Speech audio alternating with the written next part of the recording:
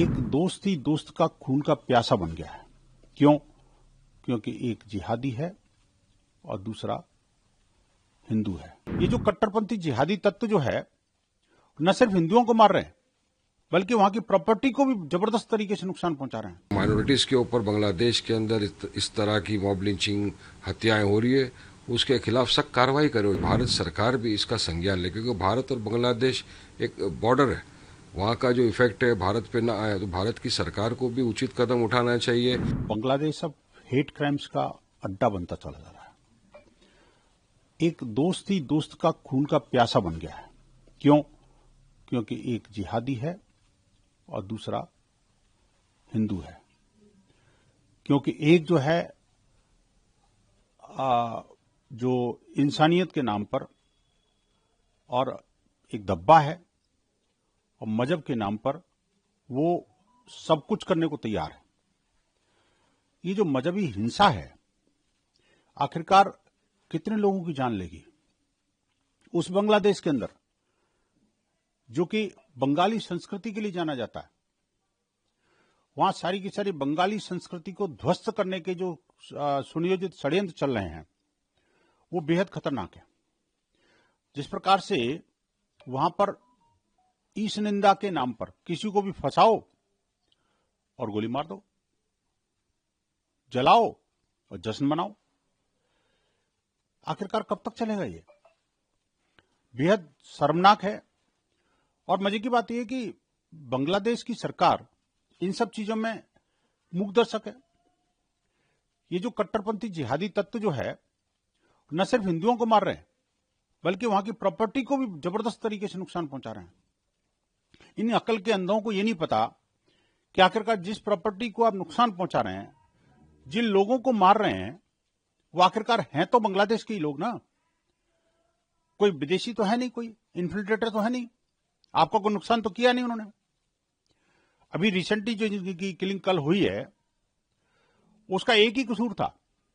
क्या कसूर था? कि उसने अपने फेसबुक पोस्ट पर यह लिख दिया था कि सनातन सबसे पुराना है। बताओ, यही हेट क्राइम हो गया? यही इस्लाम के खिलाफ हो गया? इसी को ईशनिंदा बोल देते हैं। अब आवश्यकता इस बात की है कि जितने भी दुनिया के अंदर इस्लामिक तंजीमें हैं, जो अपने आप को उलेमा कहते हैं, मौलवी कहते हैं, जो इस्लाम के जानकार कहते हैं, विद्वान कहते हैं, जो कुरान को हदीसों को जानते हैं, उनको लगता है फतवा जारी करने का समय आ गया। वो स्पष्ट रूप से कहें क्या इस तरह के वक्तव्य या इस तरह के काम इस्लाम सम्मत है कि नहीं है। आखिरकार कब तक ऐसे इस्लाम के नाम पर, ईशनिंदा के नाम पर, पैगंबर के नाम पर सरतन से जुदा की गैंग चलाते रहोगे आप? लगातार हिंसा, आतंकवाद, अतिवाद और जो आक्रमण की जो नीति है वो चला करके भी आप अभी भी ये कहोगे कि इस्लाम शांति का धर्म है।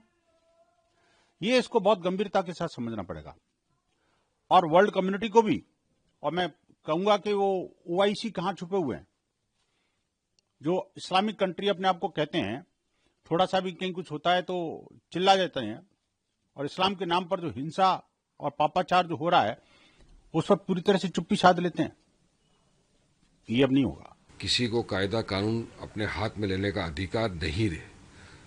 जो भी हो रहा है वहाँ पे ये बहुत निंदनीय है। हम इसका इस पे कंडेम करते हैं। नहीं होना चाहिए माइनॉरिटीज़ के ऊपर वहाँ पे इस तरह का जो भी एट्रोसिटीज हो रही है। हम तो चाहेंगे कि बांग्लादेश की सरकार भी इस बात का पूरी तरह संज्ञान ले और जो माइनॉरिटीज़ के ऊपर बांग्लादेश के अंदर इस तरह की मॉब लिंचिंग हत्याएं हो रही है, उसके खिलाफ सख्त कार्रवाई करे। जो भी परपेट्रेटर्स हैं उनके खिलाफ कार्रवाई करके उनको जेल भेजे।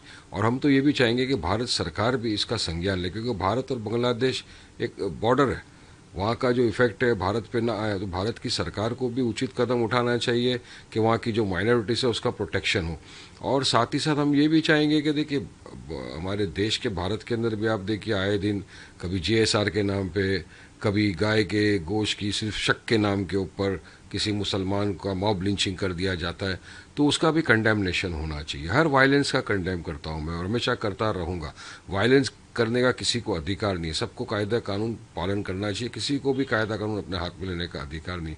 और यहाँ भी जब हो तो उसका भी कंडेमनेशन करना ही चाहिए। और हम तो चाहेंगे कि भारत सरकार अपने जितने भी अपने हाथ में हो चीज़ें हैं उसका इस्तेमाल करे, एक्सटर्नल मिनिस्ट्रीज तमाम, और ये इंश्योर करे कि बांग्लादेश में जो अत्याचार हो रहा है वो रुके।